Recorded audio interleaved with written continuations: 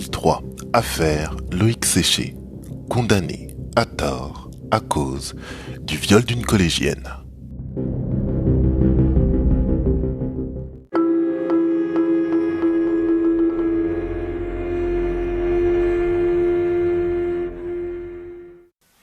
Je vous embarque direction une période que les plus de 25 ans ne peuvent pas ignorer connaître. Le début des années 2000. Loïc Séché, notre innocent du moment, remet en cause sa sexualité et son problème est qu'il ne supporte pas l'attirance qu'il commence à avoir pour les gars. Ce qu'il faut que vous sachiez, c'est que Loïc Séché habitait un petit village. Et tout le monde sait que dans un petit village, tout finit très rapidement par se savoir. Tout le voisinage était donc au courant du petit problème d'orientation sexuelle que rencontrait Loïc Séché. C'est à cause de ce petit problème que Loïc Séché a été incarcéré.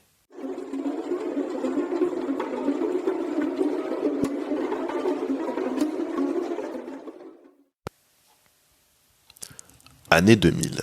Loïc Séché est marié, sans enfant. Attiré de plus en plus vers la jante masculine, il noie le problème avec de l'alcool. Toujours sous l'emprise de l'alcool, Loïc Séché se bat régulièrement dans le bar de son village parce qu'il ne supporte pas les moqueries que peuvent lui faire ses fréquentations à propos de sa nouvelle orientation sexuelle.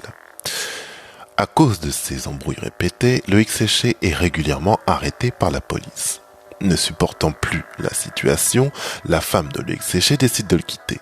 À partir de ce moment-là, Loïc Séché commence à plonger dans une profonde dépression.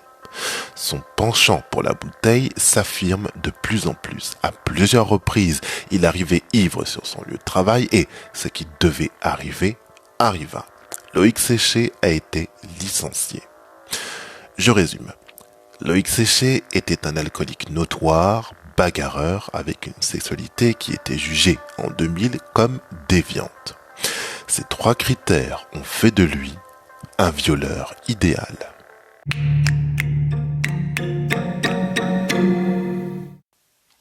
Selon vous, que s'est-il passé pour qu'un gars, je le répète, innocent, soit accusé d'un viol qu'il n'a pas commis? Qui, selon vous, l'a incriminé? Comment Loïc Séché a pu se retrouver mêlé à une histoire de viol? Je suis sûr qu'il a dû se poser cette question lorsqu'il est entré dans sa cellule et que la porte s'est brutalement refermée derrière lui.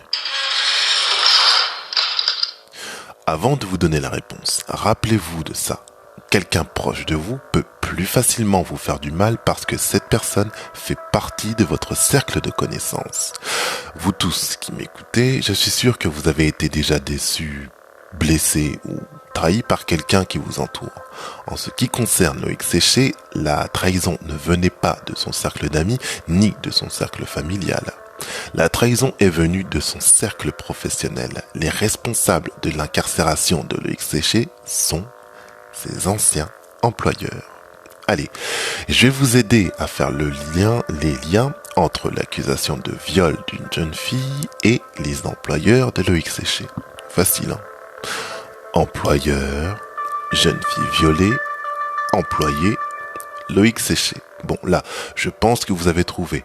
Ceux qui galèrent encore, c'est abusé.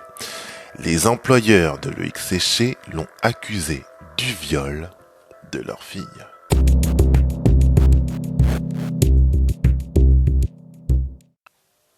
Voilà comment ça s'est passé. Nous sommes donc au début des années 2000, pendant la dépression et la remise en question de la sexualité de Loïc Séché. Au même moment, une adolescente prénommée Émilie, âgée de 13 ans, va très mal. Elle fugue, fait de l'anorexie et ses résultats scolaires sont catastrophiques. Assez rapidement, l'entourage pédagogique d'Émilie soupçonne qu'elle a été victime d'un viol. Là, je pense que vous devez vous demander comment les profs d'Émilie font le lien avec son mal-être et un viol hypothétique. Attendez, j'arrive. Quelques mois auparavant le changement de comportement d'Émilie, une circulaire avait été envoyée à tous les établissements scolaires pour inciter le personnel pédagogique à entendre la parole des élèves et à être vigilant à propos d'éventuels symptômes de maltraitance.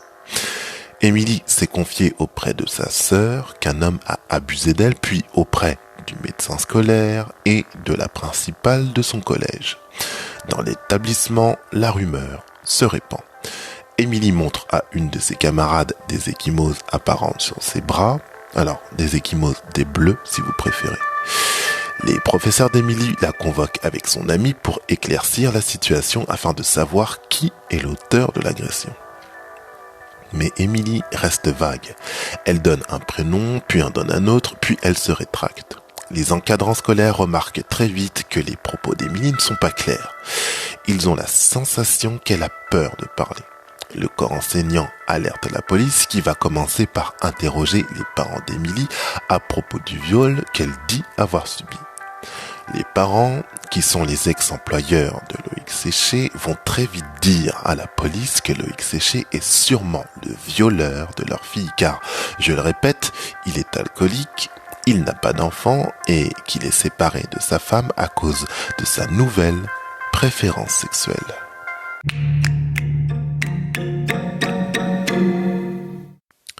Émilie est à son tour interrogée par la police. Elle confirme que Loïc Séché est son agresseur et décrit plusieurs scènes d'agression sexuelle. Illico presto, Loïc Séché est arrêté puis écroué. À la grande stupeur des autorités, des examens médicaux attestent qu'Émilie est encore vierge. Il y a un petit hic dans la déposition de la petite Émilie. Et oui, si elle est encore vierge, les descriptions des scènes de viol qu'elle dit avoir subies sont bidons. Des experts psychiatres attestent qu'Émilie est psychologiquement équilibrée et que rien ne peut remettre en cause sa crédibilité. À son procès, Loïc Séché continue de clamer son innocence, mais c'est peine perdue. Loïc Séché est déclaré coupable. Il écope de 16 ans de prison et d'une obligation de soins d'une durée de 10 ans.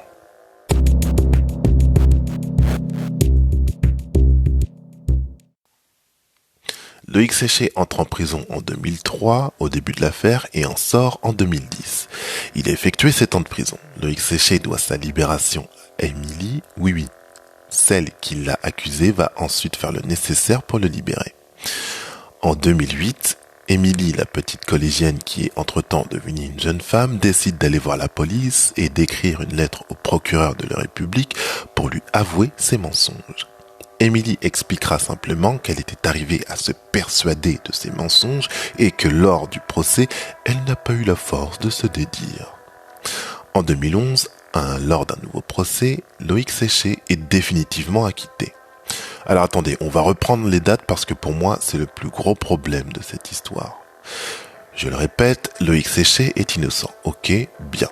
La fille qui l'a accusé de viol avoue à la police qu'elle a menti en 2008. Loïc Séché est libéré en 2010. Ma question est simple. Pourquoi Dame Justice a attendu 2 ans pour le faire sortir de prison ? Faire sortir ce gars de prison aussi rapidement qu'il y est entré me paraît être la moindre des choses. Apparemment, pas pour tout le monde. N'est-ce pas, Dame Justice ?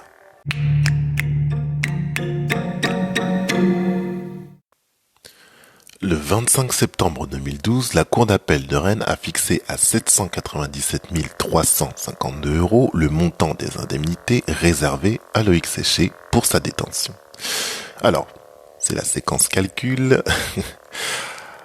797 352 €, j'arrondis à 800 000, je divise par 7 car le gars a passé 7 ans en prison, ça nous fait 114 285 €.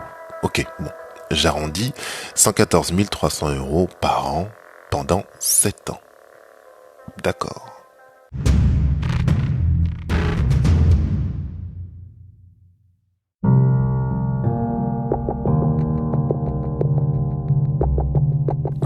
Revenons sur les points clés de l'affaire Loïc Séché.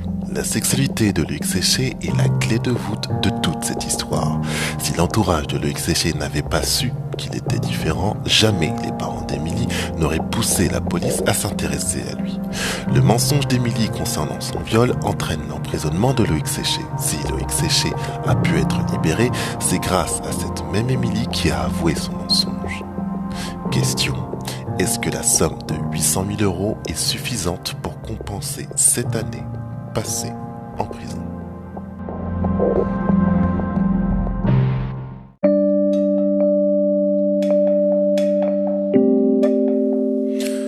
Ah, l'heure des braves. Oui, je dis l'heure des braves parce que courageux sont ceux qui vont jusqu'au bout de mes podcasts, enfin des épisodes, quoi.